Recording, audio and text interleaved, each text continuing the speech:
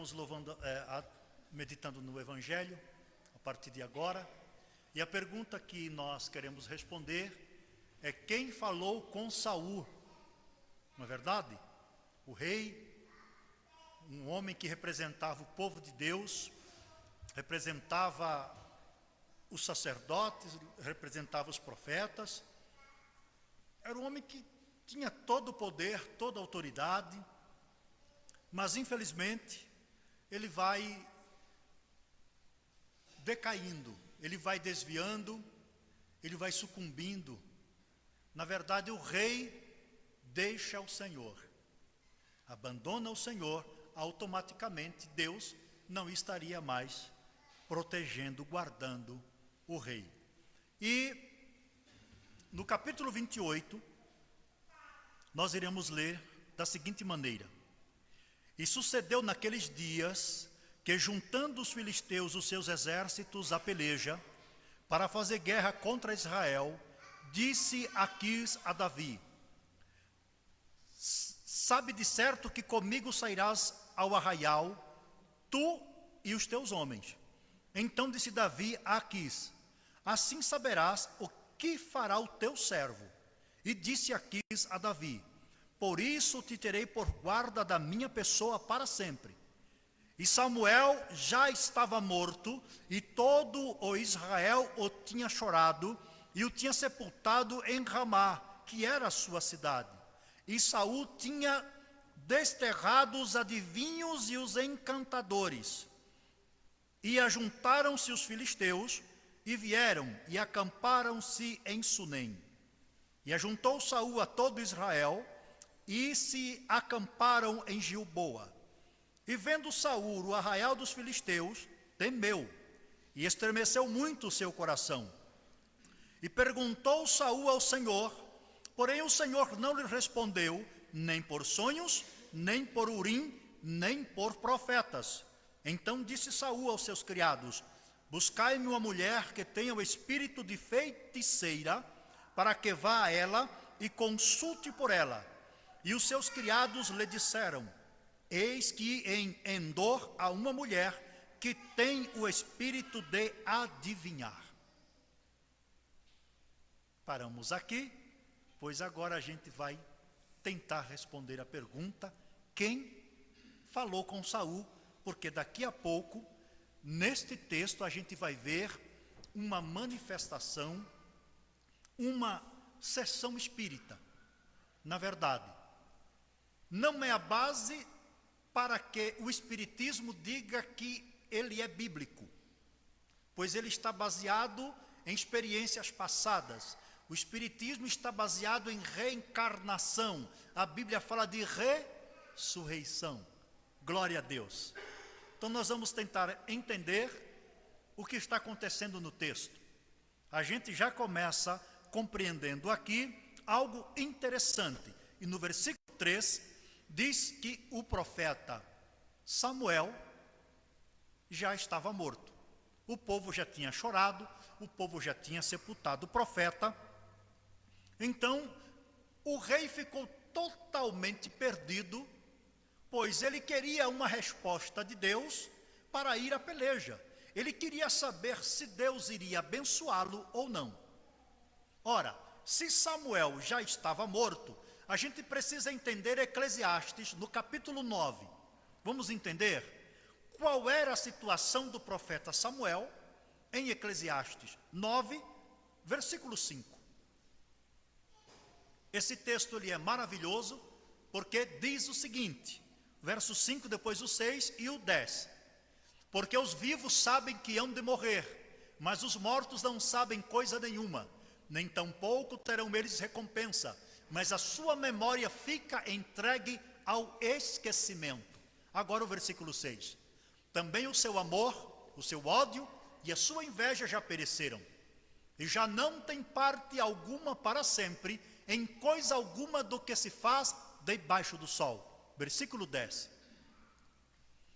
Tudo quanto te vier a mão para fazer, fazei-o conforme as tuas forças, porque na sepultura, para onde tu vais, não há obra, nem projeto, nem conhecimento nem sabedoria alguma. Ou seja, se o texto sagrado diz que quando nós morrermos, ficaremos em olvido, em esquecimento, automaticamente Samuel estava nessa mesma situação, nesta condição. Estava morto, não tinha consciência de coisa alguma. É a mensagem da palavra de Deus. Mas o rei precisava de uma resposta. Ele queria ir à guerra, ele queria pelear, mas ele precisava de Deus uma resposta. Só que nós vamos entender no texto que Saul havia se apostatado. Ele havia deixado o Senhor. Na verdade, quando Saul deixa o Senhor, Deus também tira de sobre Saul a sua proteção. O que acontece com o ser humano quando Deus, quando o Espírito Santo, quando a presença do Todo-Poderoso já não o acompanha mais? O que será que acontece quando o ser humano é entregue à sua própria sorte? Ele começa a fazer coisas extravagantes. Ele começa a viver para si, para o seu bel prazer. Ele começa a viver os seus próprios sonhos e os seus próprios ideais. Então o rei não tinha mais a proteção de Deus. Como saber se daria tudo certo na guerra, na peleja? Não tinha mais ninguém. Não havia profecia. Deus havia silenciado. O silêncio de Deus, por vezes, aterroriza o coração do ser humano. Mas nem por isso ele deixa de ser Deus. Nem por isso ele está ausente. O problema do rei é que ele havia deixado. O rei abandona Deus. Quando ele abandona Deus, Deus não responde. Então o texto vai continuar dizendo o seguinte no capítulo 28, no versículo 6. E perguntou Saul ao Senhor, porém o Senhor não lhe respondeu, nem por sonhos, nem por Urim, nem por profetas. O Urim e Turim eram pedras.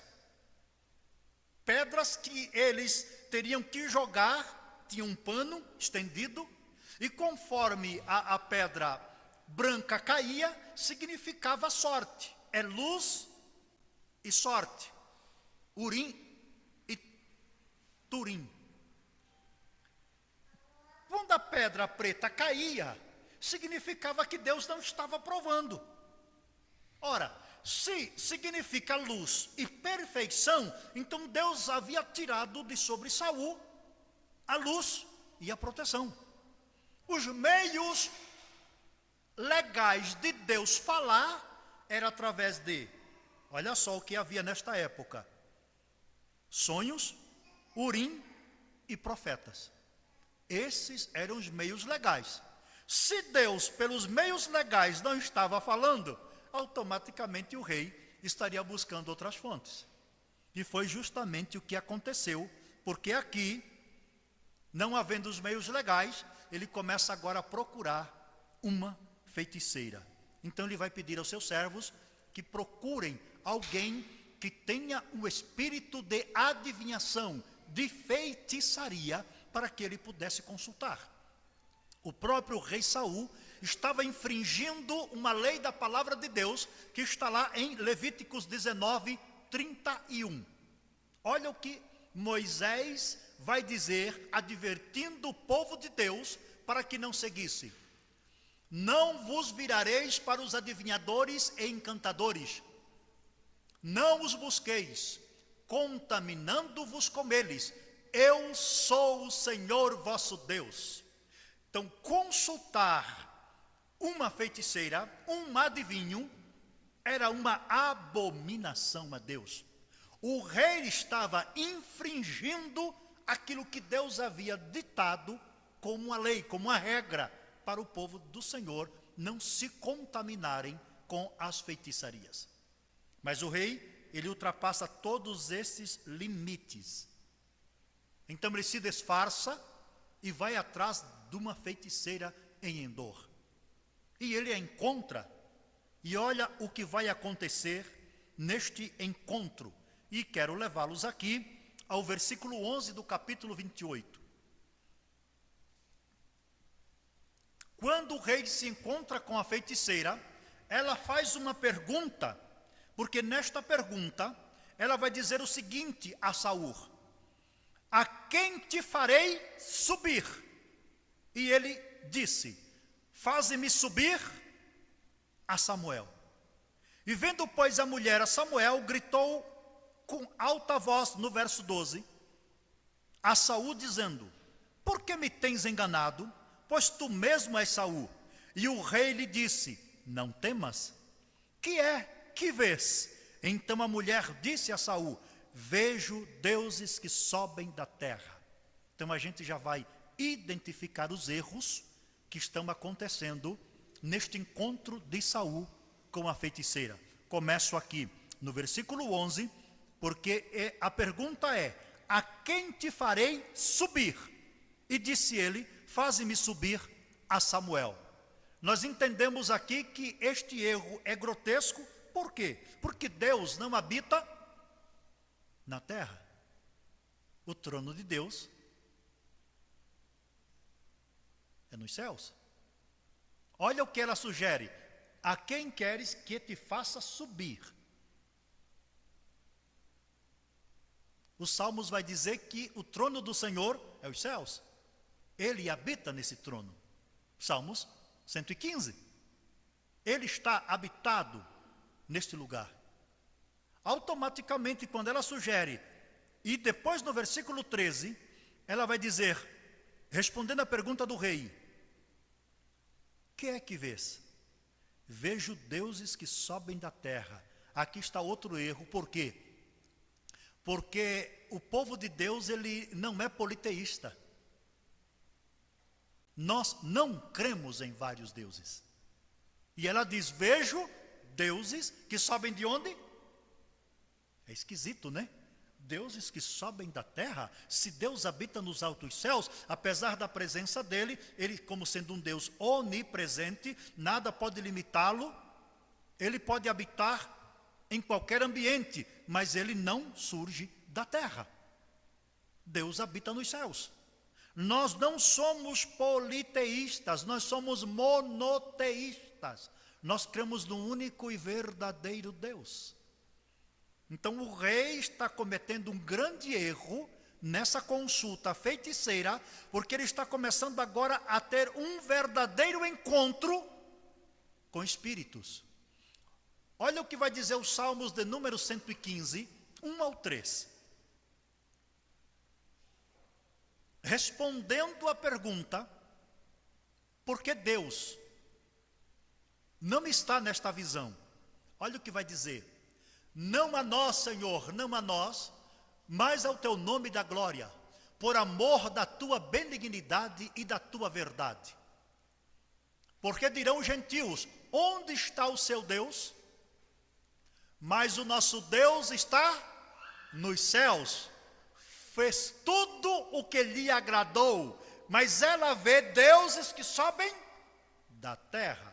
Já é uma falha grotesca. Esse não é o nosso Deus. Esta não é a nossa crença. Nós não somos politeístas. Nós somos monoteístas. Não esqueça disso. Combinado? Nós não cremos em vários deuses. Nós cremos em Deus na sua essência. Cremos na triunidade de Deus em três pessoas, não em três deuses. Porque se Deus for três deuses, é idolatria, politeísmo. Uma coisa é eu crer na triunidade, Deus em três pessoas, porque Ele é indivisível em poder e glória. Não se pode dividir a essência ou diminuir uma das pessoas da triunidade. Então Ele é Deus em três pessoas, não três deuses. Nós não cremos assim. Graças a Deus por isso. Porque senão a nossa adoração, ela teria realmente uns atalhos perigosíssimos. Então o salmista diz que Deus habita nos céus. Então aqueles seres que, segundo ela vê, notemos que no texto Saul não vê. Quem vê é ela. Tá certo? Ele não vê. Ele pergunta, que é que vês? E ela vai dizer, vejo deuses. Depois ela vai tentar melhorar a visão para o rei. Olha o versículo 14 do capítulo 28. e lhe disse: como é a sua figura? E disse ela: vem subindo um homem ancião e está envolto numa capa. Entendendo Saul que era Samuel, inclinou-se com o rosto em terra e se prostrou. Idolatria. Nós só nos prostramos, nós só adoramos a Deus. Mas o rei havia se desviado. E quando o coração do homem está distante de Deus, ele está propenso a cometer todo tipo de arbitrariedade, todo tipo de conduta reprovável pelo Evangelho, inclusive a idolatria. O rei perde completamente a postura. Agora, olha o verso 15. Samuel disse a Saul: por que me inquietastes fazendo-me subir? Tem coisa errada aqui. Se era Deus, por que ele se sentiu inquieto? Se era de Deus, por que ele vem falando com braveza? Não é verdade? Se era de Deus, por que ele está descontente? Perguntando: por que você me inquietou? São coisas no texto que a gente não pode esquecer. Mas ele continua. Então disse a Saul: muito angustiado estou, porque os filisteus guerreiam contra mim, e Deus se tem desviado de mim, e não me responde mais, nem pelo ministério dos profetas, nem por sonhos. Por isso te chamei a ti, para que me faça saber o que hei de fazer. Então disse Samuel: por que, pois, me perguntas a mim? Ora, se era Samuel de verdade, ele veio em nome de quem? Não é verdade? Quem enviou Samuel para dizer: por que clamas a mim? Se ele não estava representando Deus, quem o enviou? Se é que era Samuel. Olha os diálogos no texto, nós vamos entendendo. E ele diz assim: visto que o Senhor te tem desamparado e se tem feito teu inimigo, então alguma coisa está errada na visão. Alguma coisa está acontecendo de anormal. Ou seja, se não é o profeta, se não foi Deus quem o enviou, porque ele está embravecido neste diálogo, e pergunta: por que você me inquietou? Quem fez ele sair da sepultura, se é que era Samuel? Se lá em Eclesiastes diz que nós os vivos sabemos que morreremos, mas os mortos não sabem coisa alguma. Olha o diálogo, olha o que está acontecendo aqui. O coração do rei está totalmente tomado pelo engano.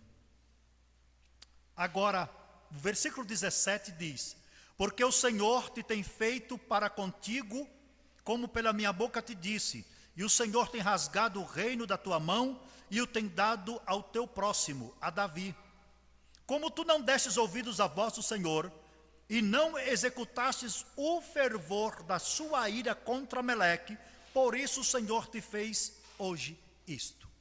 Parecia que tudo estava dando certo, mas nem tudo que brilha é ouro. Paulo vai dizer que Satanás, se possível, ele até se transforma em anjo de luz para enganar os esclarecidos. Agora imaginemos numa sessão como esta, numa manifestação do espírito do erro, do engano, tentando seduzir o coração do rei para que cresce que realmente era o Senhor quem havia enviado Samuel. Só que na verdade não era, por conta dos versículos 11, 12 e 13. Quem queres que te faça subir? E vejo deuses que sobem da terra. A visão é dela. Samuel, o rei Saul não vê Samuel, mas aquele diálogo vai sendo criado para que ele pudesse realmente, como o pecado já está à porta, a Bíblia vai dizer que cabe a nós dominá-lo. Não é que não vai haver erro, vai, mas o controle é nosso. Não é assim que está lá em Gênesis 4, quando o Senhor fala a Caim?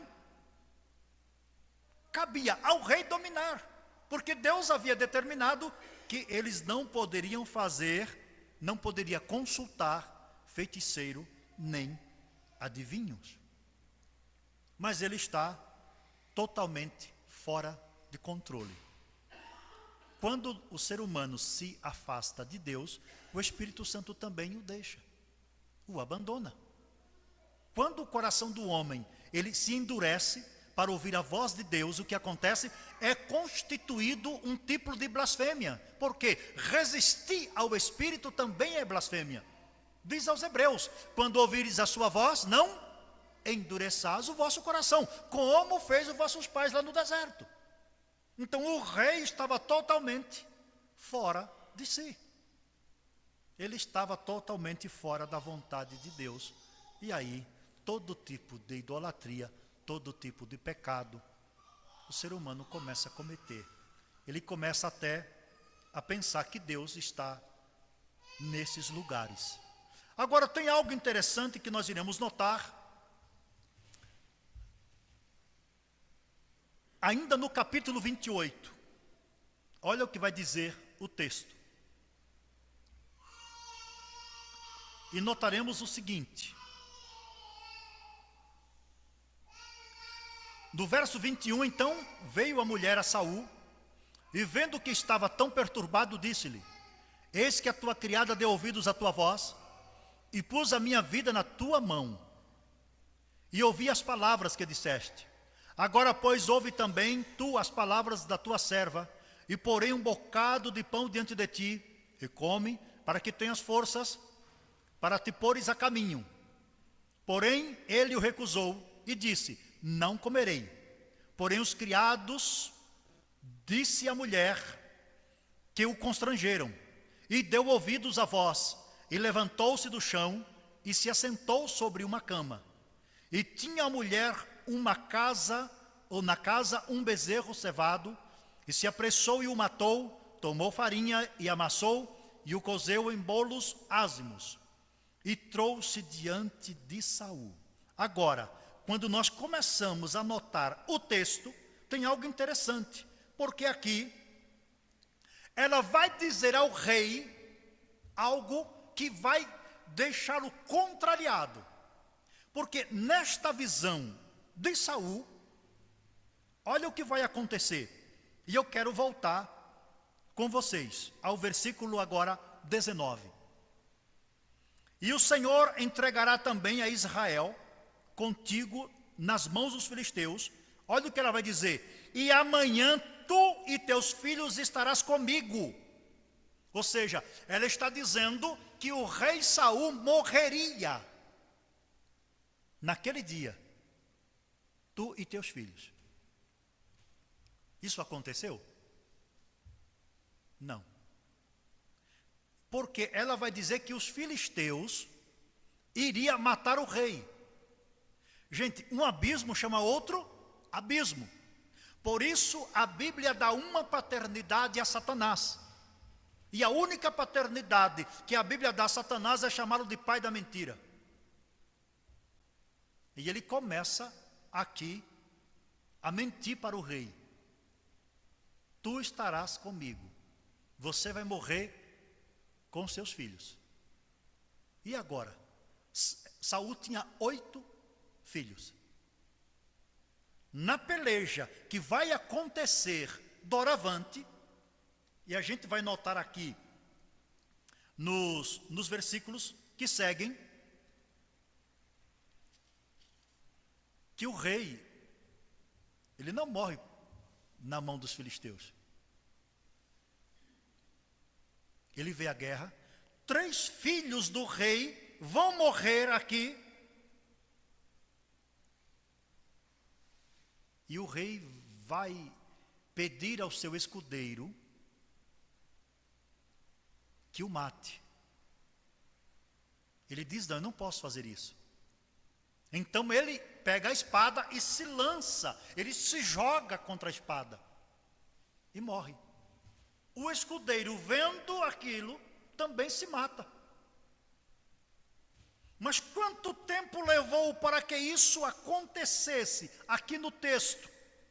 Olha só, no capítulo 31, a gente vai notar o seguinte, no verso 2. 31, 2.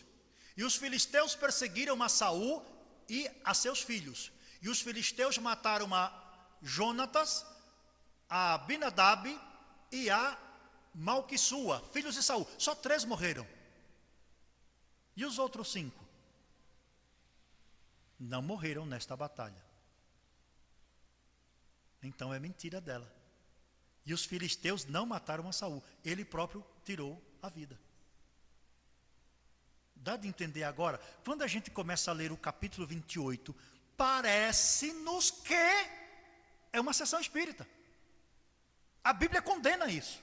A Bíblia reprova isso. Tem pessoas que até consultam horóscopo para ver como será o dia dela amanhã. Ah, minha data de aniversário é tal, eu quero ver qual é o signo. Tem crente fazendo isso.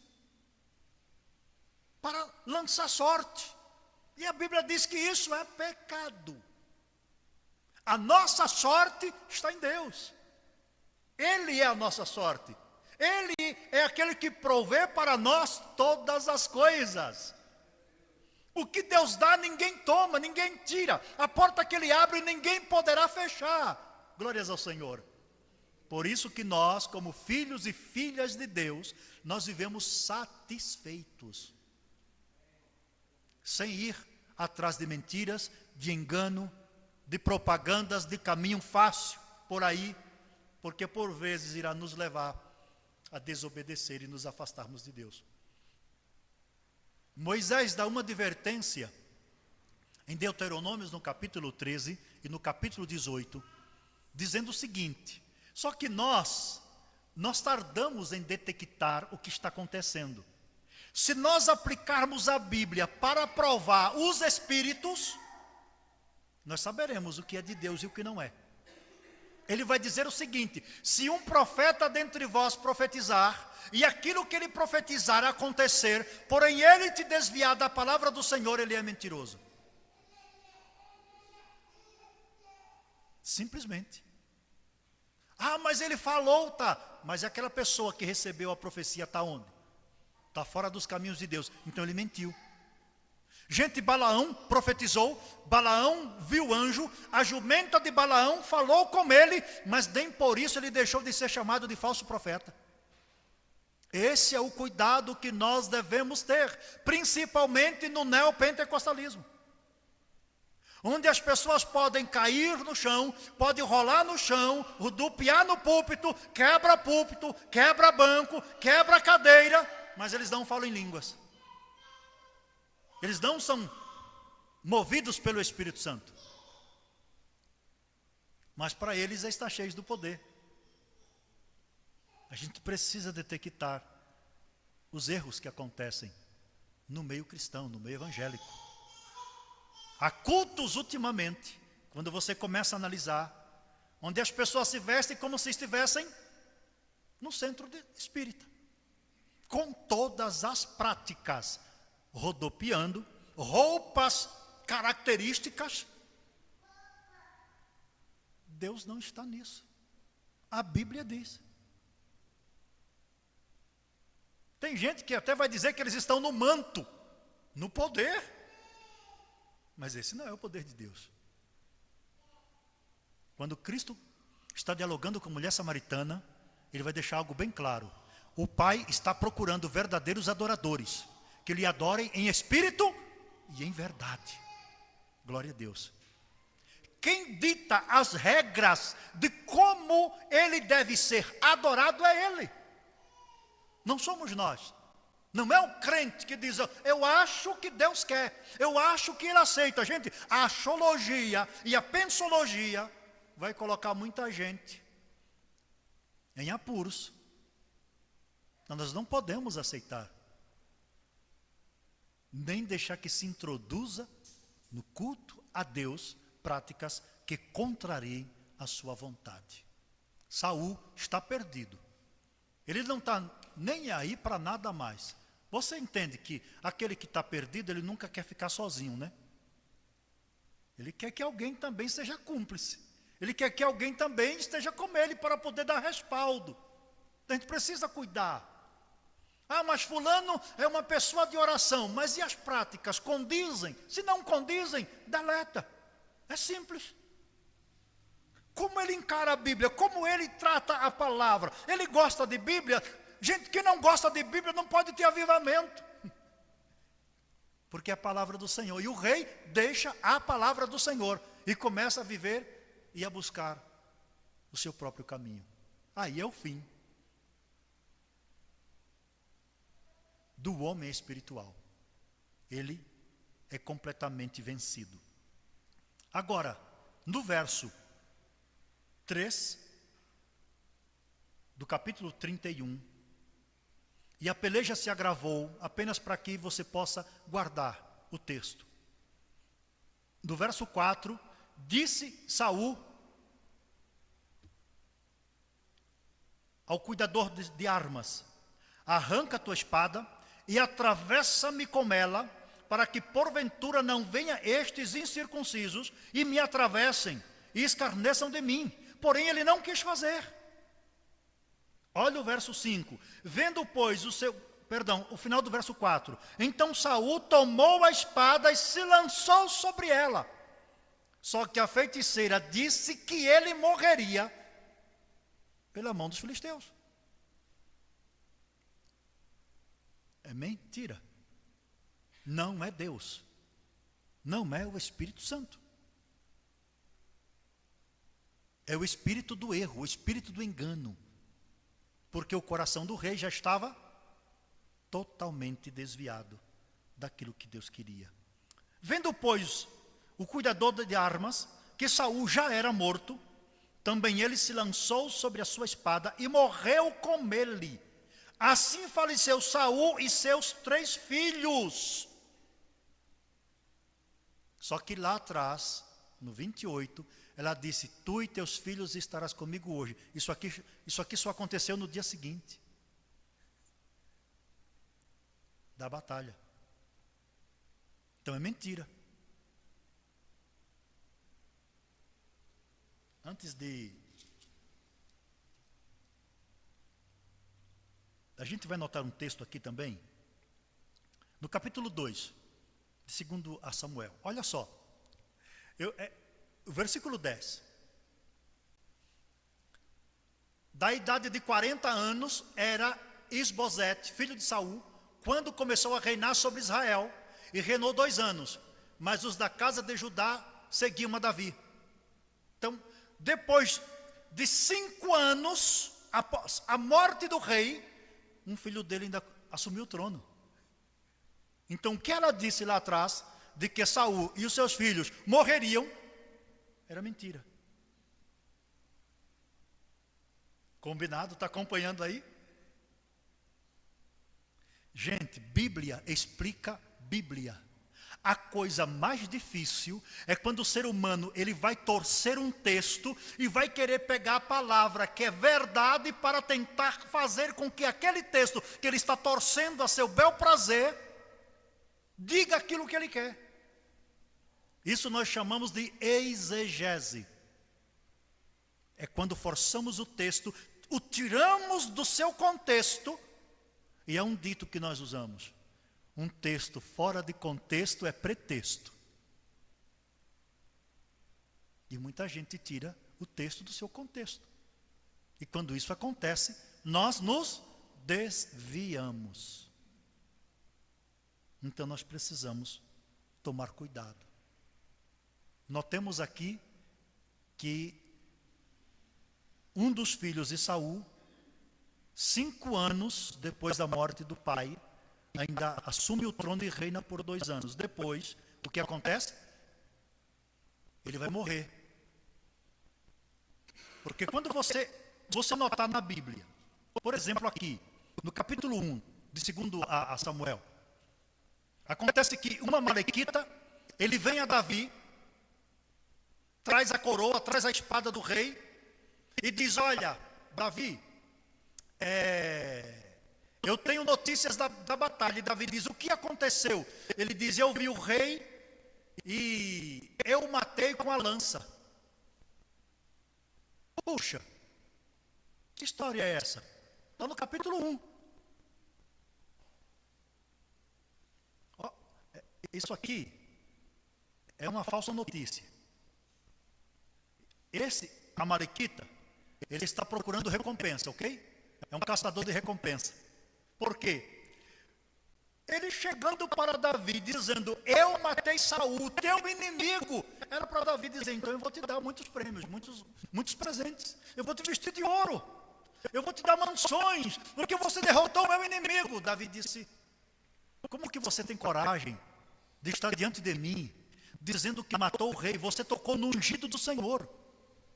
Por sua própria palavra, em assumir que matou o rei, ele pede a seus soldados que o executem, e ele morre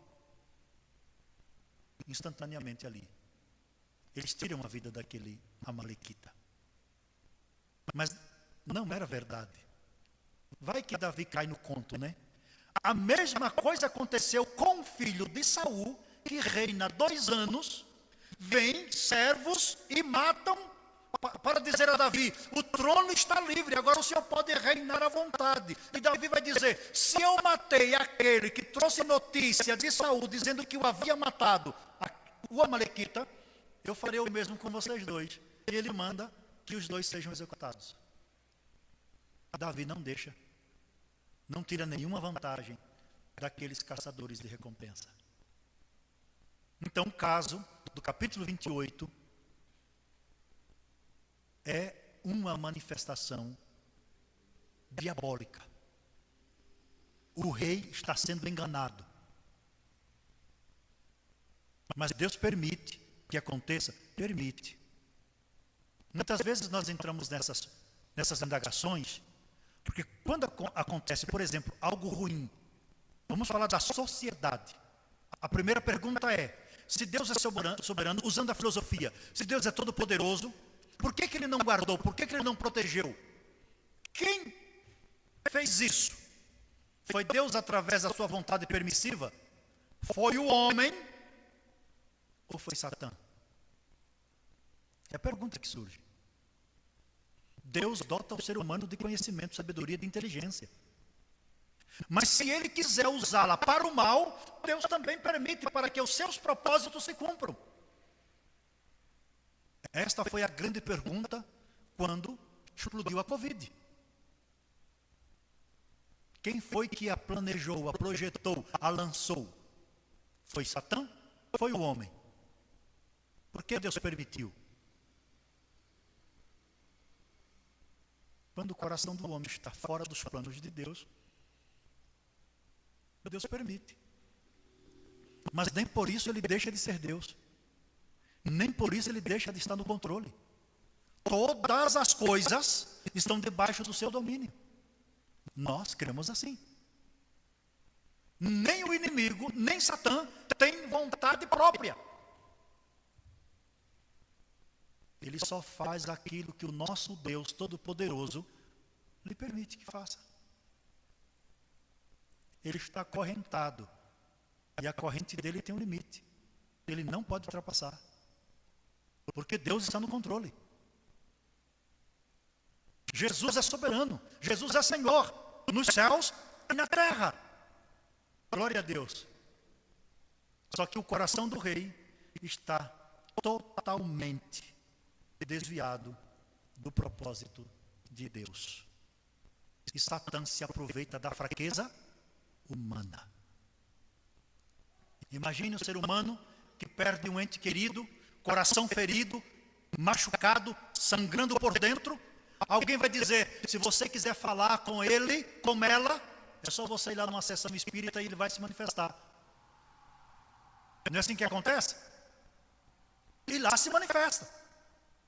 Com a mesma voz, imitando aquele que já não está mais no mundo dos vivos. Já dorme. Mas não pode ser mais a pessoa. Porque em Eclesiastes diz que aquele que morreu não tem mais ciência. Ele não tem mais amor, não tem esperança, ele não tem sabedoria. Nada mais, tudo pereceu com ele. Então não é a pessoa. Nós entendemos como o inimigo se aproveita da fraqueza, da necessidade emocional do ser humano de poder ter de volta o convívio com aquele que já dormiu, aquela pessoa que já partiu. Nós cremos diferente. Nós cremos que haverá uma ressurreição. E todos os necros, todos aqueles que dormiram em Cristo, por ocasião da segunda vinda do Senhor, ressuscitarão. Quando Jesus está diante de Lázaro, em João capítulo 11, ele não diz: Lázaro, desce. Não, ele diz: Lázaro, sai para fora. Na parábola do rico e Lázaro, há um diálogo, e ele pede que o mendigo, o pobre, vá aos seus irmãos e digam a ele que se convertam. Mas no texto não é permitido, porque não há diálogo, apesar de ser uma parábola.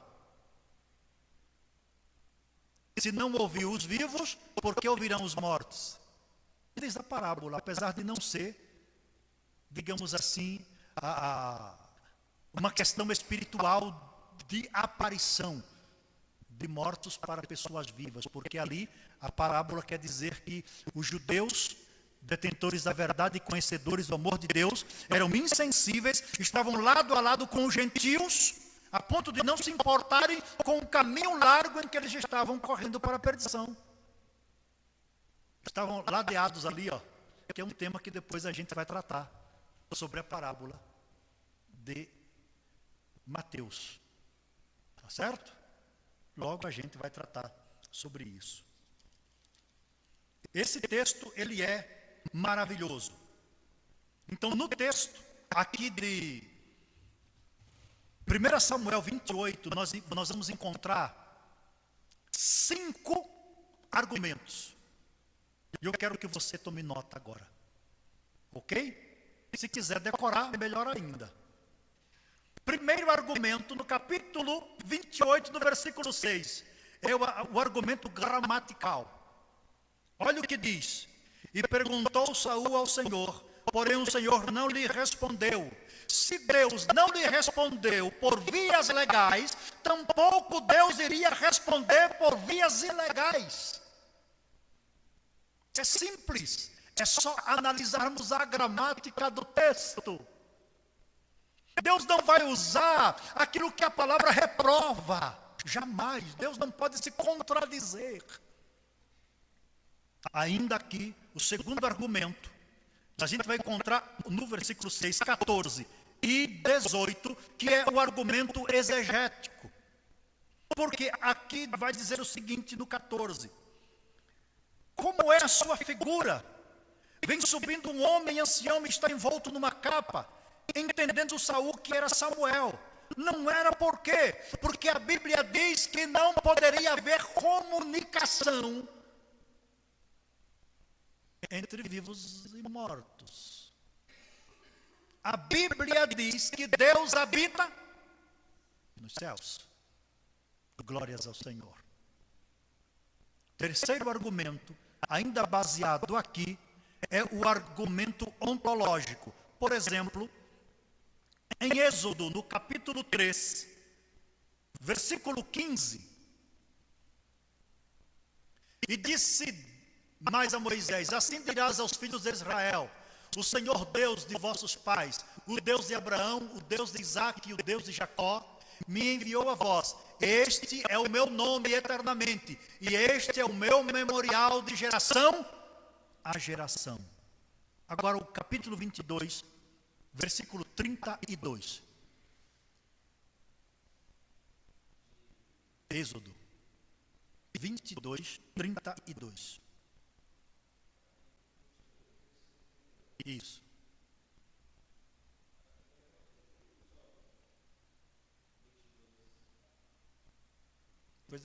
Depois a gente corrige então essa leitura aí, ok? Porque dentro do texto desse capítulo, Moisés vai dizer que não pode. Eu sou o Senhor, eu sou o único, eu sou o Deus verdadeiro. Não pode haver confusão em nossa mente referente à nossa adoração ao Deus Todo-Poderoso. Então Deus não está presente naquela manifestação.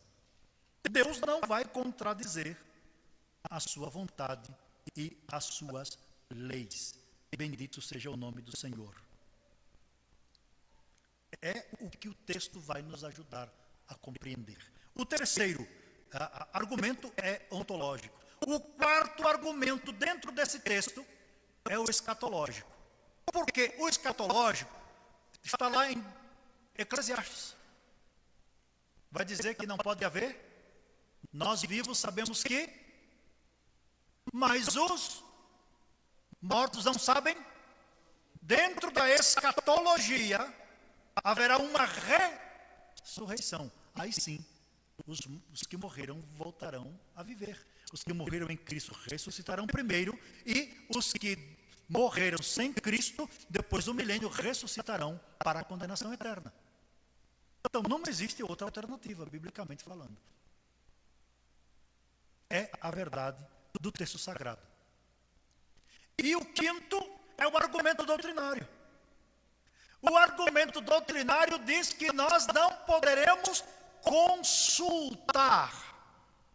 É pecado consultar feiticeiro, adivinho, cartomante, e como seja chamado. Então não pode. Nós cremos assim. Glória a Deus. Mas uma prova cabal de que não era Deus, no capítulo 28, você precisa ter um versículo. Ele vai resumir tudo isso que nós falamos aqui. Vamos acompanhar juntos? Está guardando aí? Todos? Nós estamos aqui no capítulo 28. Vamos a 1 Crônicas. Vamos lá. 1 Crônicas 10, 13. 1 Crônicas 10, 13.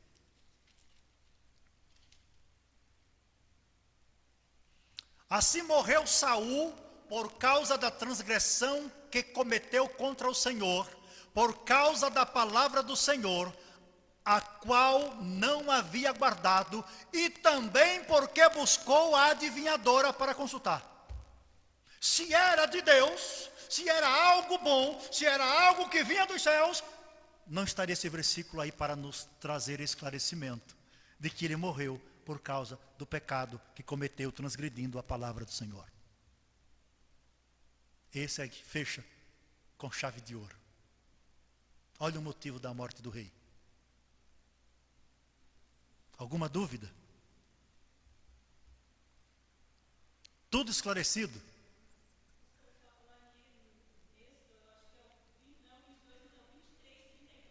23:32, por gentileza.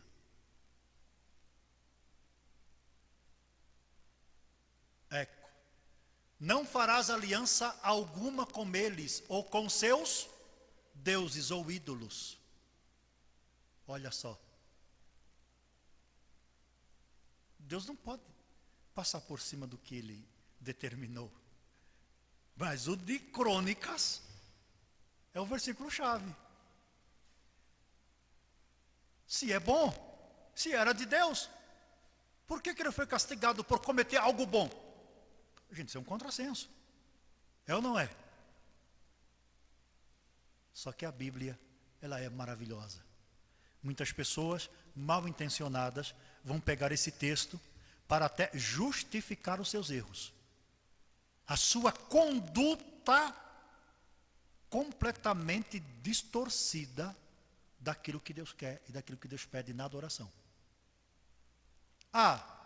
Deus é Deus. Muitas pessoas vão dizer, a gente é que causa divisão. Deus é Deus de todas as religiões. Não, o nosso Deus é o Deus da Bíblia. Glórias ao Senhor. O cristianismo é a única religião que diz que Deus amou o ser humano. Nenhuma outra diz. Então esse é o nosso Deus. que perdoa pecados, perdoa. Mas se o homem não se arrepender, ele também vai agir com justiça. Esse é o nosso Deus. Já está determinado que o salário do pecado é o quê? A morte. Mas o dom gratuito de Deus para aquele que se arrepende é a vida eterna em Cristo Jesus. Esse é o Deus da Bíblia. Glórias ao Senhor. Então nós não temos dúvidas quanto a isso. Que a nossa adoração, ela precisa ser bíblica. Nós só adoramos a Deus. Você só adora a Deus. Amém? Não deixe ninguém inculcar em você, ninguém soprar em seus ouvidos para que siga, para que interprete coisas que, ou alimente visões e coisas que não condizem com a palavra de Deus. Não permita que isso aconteça. Gente, existe um perigo aparente assim, ó. Aquelas pessoas que se envolvem diretamente, por exemplo, com a religião afro, ok? Vai lá para Umbanda, Quimbanda, Mesa Branca, ele lá vai. Eles sabem que estão lidando direto com Satã. E eles não têm medo disso. Mas o Espiritismo, não. Eles vão lá, sendo seduzidos, iludidos, pensando que ali são anjos de luz. Então, para eles está tudo bem. Inclusive, vão até usar porções da Bíblia para endossar a sua crença. Olha o perigo do Espiritismo. Porque lá as pessoas acham que estão adorando Deus. Ah, não, lá são anjos de luz. É assim que dizem? Satã pode se transformar em anjo de luz. Ele vai se aproveitar da fraqueza, da debilidade humana. E Paulo vai dizer aos Gálatas, vamos lá? Gálatas 1. E a gente vai fechando aqui para finalizar. Gálatas 1, versículo 8. Mas ainda que nós mesmos, ou um anjo do céu, vos anuncie outro evangelho, além do que já vos tenho anunciado, seja maldito. E o que o Espiritismo pregou é outro evangelho segundo o Espiritismo. Tem outro evangelho segundo Joseph Smith. A gente precisa tomar cuidado. É uma realidade bíblica, a gente não pode fugir. Nós cremos na Bíblia. Nós cremos nas Escrituras. Tem erros de pessoas? Tem.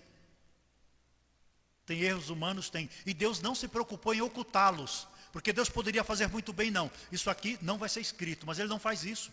Porque o erro é nosso, não é dele. A falha é humana, não é de Deus. Ele não quer esconder o erro de Davi, Ele não quis esconder o erro de Saul, não. Nem o erro de Adão e Eva, não. Mas nem por isso Ele deixa de ser Deus. Ele deixou de ser o Senhor, o Criador e mantenedor de todas as coisas. Amém? Quando Jesus está sendo tentado, em Mateus, capítulo 4, a gente vai finalizar. Mateus 4, a gente vai entender agora o que Jesus vai responder ao inimigo na última resposta que ele dá a Satã na tentação. Mateus 4, versículo 9 e 10. Mateus capítulo 4, 9 e 10. E disse-lhe: tudo isto te darei, se prostrado me adorares. Então disse-lhe Jesus: vai-te, Satanás, porque está escrito: ao Senhor teu Deus adorarás, e só a Ele servirás. Deus não ultrapassa o limite que deixou para a gente. Esse é Deus. Ele não dá a sua adoração a outrem. Ele não vai enviar ninguém para receber adoração no lugar dele. Nenhum anjo pode ser adorado. Nem querubim, nem Miguel, o arcanjo. Porque são seres criados. Biblicamente falando, a nossa adoração, ela é restrita. ela é unicamente dedicada ao Deus Pai, ao Deus Filho e a Deus Espírito Santo. Amém? Que tenhamos essa certeza e que esse texto de 1 Samuel 28, entendemos que não traz nenhuma razão para fomentar o mediunismo, o espiritismo, não. Mas o espírito do erro continua a operar por aí. Ele continua a dar as cartas. E as pessoas estão abraçando, considerando elas que é o melhor caminho. Mas nós já trilhamos no melhor. Em João 14,6, disse Jesus: eu sou o caminho e a verdade e a vida. E ninguém vem ao Pai, ele não enviou ninguém mais, senão por mim. Paulo vai dizer, só existe um mediador entre Deus e os homens. Não é anjo, não é espírito, não é fantasma, ele disse, Jesus Cristo homem. Glória a Deus. Que Deus nos abençoe, nos guarde, e tudo aquilo que a Bíblia trouxe para nós, nessa exposição, o Espírito Santo nos faça lembrar sempre que necessário. Em nome de Jesus. Amém. Vamos nos colocar de pé, por gentileza.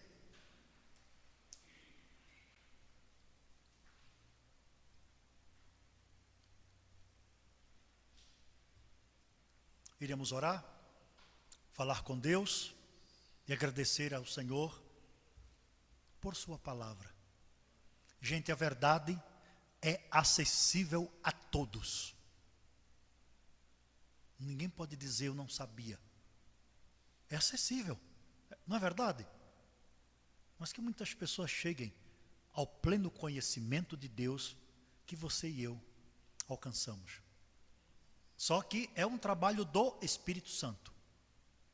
É o Espírito Santo quem nos guia em toda a verdade. E que Ele continue guiando seus servos e servas. Oremos juntos, uns pelos outros, em nome de Cristo. Pai Todo-Poderoso, muito obrigado, meu Senhor e Deus, por Tua misericórdia. Muito obrigado por Tua grandeza. Obrigado por Tua palavra que é fiel e verdadeira. Obrigado pelo Evangelho, que é poder de Deus para a salvação de todo aquele que crê. Obrigado pelo Evangelho que traz a nós esclarecimentos de como Tu queres que vivamos e sejamos. Em nome de Jesus. Meu Deus, há uma porta larga, há um caminho largo. Há ditos por aí que todos os caminhos levam a Deus. Os seres humanos estão equivocados. Só existe um caminho e esse caminho é Jesus. Só existe uma porta e essa é a porta estreita que é Jesus. E nos dê a graça para que trilhemos por ela, para que passemos por ela. Mas nós não passaremos sozinhos. O Senhor estará conosco. Derrame a Tua bênção, a bênção do esclarecimento, a bênção do conhecimento, a mente e o coração dos Teus filhos esta noite. Em o nome de Jesus. Muito obrigado, meu Deus. A Tua graça infinita continue a nos sustentar, porque só o Senhor é Deus. Nós não queremos trocar a nossa adoração ao Senhor por nada vantajoso. Nós não precisamos pegar atalhos, como se fosse melhor, mais fácil, mais rápido a bênção. Não, meu Deus, são caminhos de morte. Ainda que ao coração humano pareçam direito, nos levará à amargura da alma. Mas nós queremos trilhar o caminho, as sendas de justiça, por amor do Teu nome. Em Isaías 55, o Senhor vai dizer que os Teus caminhos e os Teus pensamentos são mais altos do que os nossos caminhos e os nossos pensamentos. Muito obrigado, Senhor. Não permita que sejamos enganados por nossa própria mente e o nosso coração, mas que o Evangelho tenha proeminência. Ele tenha, meu Deus, liberdade para fazer as mudanças necessárias, porque Ele é o poder de Deus. Em nome de Jesus, em nome de Jesus, a Tua bênção seja com cada família aqui representada. Livra-nos do mal, guarda-nos, esconda-nos em Cristo, pois aqueles que estão em Cristo, o inimigo não pode tocar. E que todos sejam protegidos pelo poder de Deus, em nome de Jesus Cristo. livra-nos de todo engano e nos dê sabedoria para detectarmos tudo aquilo que o inimigo tentará lançar, para desviarmos, meu Deus, da tua santíssima vontade, da tua palavra. Em nome de Jesus. Amém, Senhor. Graças a Deus. Amém. Podem ficar à vontade. Deus nos abençoe. Sábado estaremos de volta. E eu gostaria apenas de poder esclarecer algo